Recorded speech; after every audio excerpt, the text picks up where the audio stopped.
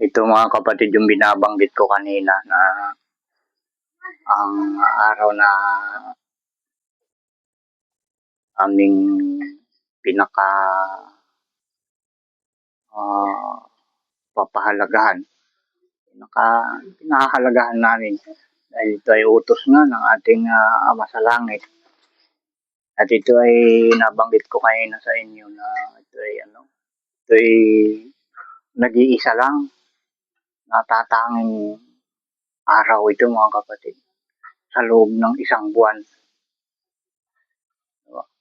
Parang ito kumbaga sa nagtatrabaho ay ah ito yung buwan ng sweldo. Ang pagkakaiba nga lang yung sweldo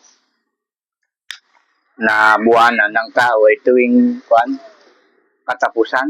Di ba? Karamihan talaga katapusan yung sweldo. Pero ito naman ay sa simula, sa unang Sabado, bawat buwan. Napakahaba kung ipapaliwanag ko sa inyo. Ito naman ay malalaman ng buong mundo. Yung bagay na ito mga kapatid. Dahil maaaring hindi malaman ito. Kaya nga tayo ay dinala ng ating Ama dito sa sa social media, sa Facebook, sa publiko mga kapatid, para ang buong mundo malaman ang lahat ng mga lihim na katotohanan na tinago ng Ama ng mga nakaraang taon at araw. Dahil yung inilihim niyang yun ng mga salita na itinago, ay may itinakda siyang araw na para yung lahat ngayon na ilabas mga kapatid. At para din sa atin na mga pinili niya na dapat lang maligtas mga kapatid. Para sa mga maliligtas lang ito mga kapatid. Dahil pag hindi ka talaga kasama sa listahan ng mga maliligtas, kahit ilang ulit na dumaan sa pandinig mo ito, hindi mo ito maunawaan kapatid. Pero kung kasama ka sa maliligtas, napakadali mo itong maunawaan. Kaya sabi ng ating Ama sa Langit, hindi lahat ng mga nakikinig ng aking salita ay mauunawaan. Mayroon lang talaga siya na itinakda na tao na maunawaan. Kagaya nito mga kapatid, itong Sabado na ito, sinasabi ko sa inyo na isang bihis silang sa loob ng isang buwan. At nandito nga kami. Hindi kami kumakain ngayon mga kapatid. Hindi kami kumakain sa maghapon na ito ng mga linuto sa apoy.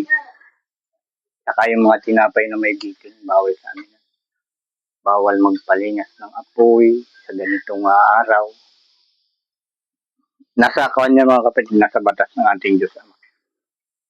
Ito lang muna ngayon ang ating ay babahagi sa inyo na maipapakita mga kapatid. Nandun sa Isaias 1:13. O pagmasdan natin mga kapatid dito o Biblia. Ayan.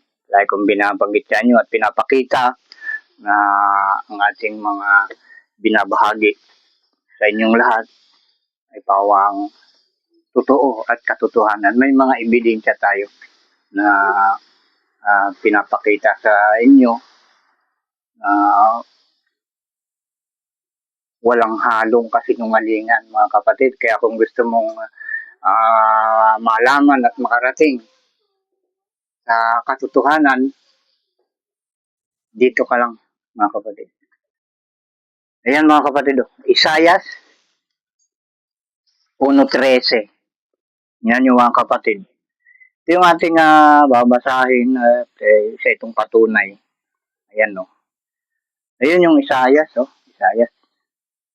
Ang aklat ni Propeta Isaias. Ayan, 1:13, mga kapatid. Basahin na natin.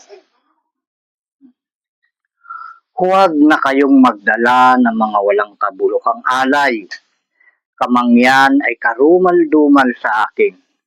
Ang bagong buwan at ang Sabat ang tawag ng kapulungan.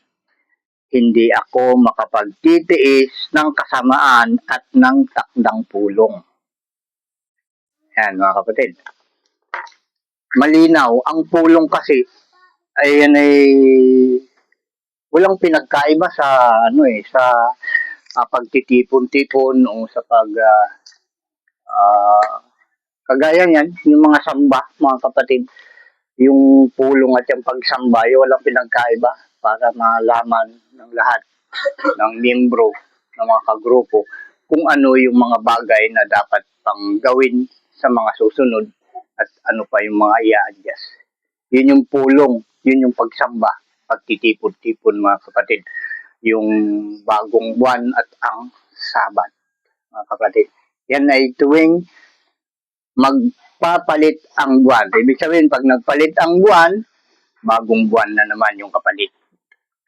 At yung sabat. Ayun, yung isang sabat. Ito nga ngayon, unang Sabado ngayon sa buwan ng Mayo at Pitsados tayo mga kapatid sa taong 2026. Yan mga kapatid.